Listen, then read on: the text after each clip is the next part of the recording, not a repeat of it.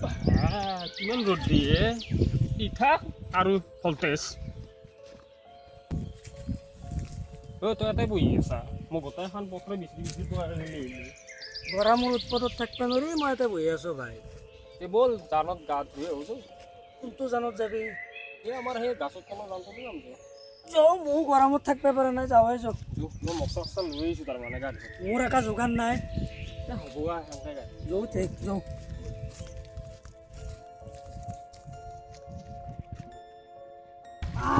এতিয়াহে শান্তি ভাই। এতিয়াৰ পাই গৰমত থাকিব পৰা নাই।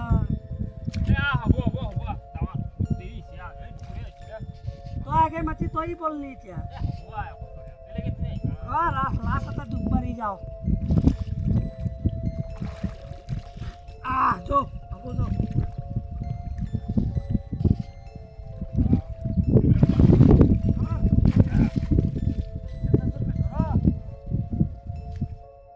আৰাম পালো দে ভাই। তই দেখোন যাবাই নুখুজা এতিয়া এইটো হয়তো মোৰ মই আকৌ মোবাইলটো উঠি আহিলোঁ।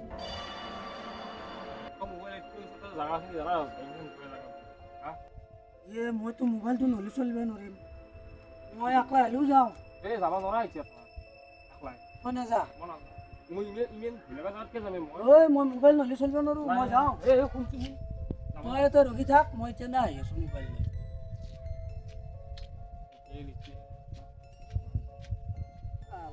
সাঁতুৰিব যায় মোবাইলটোহে ঐ বাপা ক'ত যা? সাঁতুৰিব গৈছিলোঁ কাকা। তাতে বয়া জাগা আহিছে নাচবি। নাচবি ফিৰি মোবাইলৰ কথা নালগে যাবা নালগে কাকাও হাক দিলে সিও লগত নাহিল। ইমান দূৰক লৈ কেনেকৈ যায় ভয় লগা জেগা। এই মোবাইলৰ কথা বাদ দিয়ে আৰু যি হয় হ'ব। ইয়াৰ 1 ঘণ্টা হৈ গেলে এতিয়া গেলে দেখা দেখি নাই উঠবা গেল ভয়ো লাগে আগবাঢ়ি যাবাক গেলি যাবই ৰ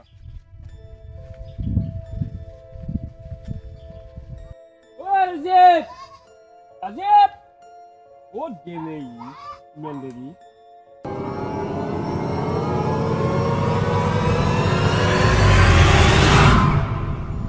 কি ভাই তই আকৌ মোকে ভয় খালি 1 ঘণ্টা এটি ৰখছো জানা তো বেছি বেছি যি মজা লাগছি মই আৰু একবাৰ খাতৰি ঘৰত বহি আছে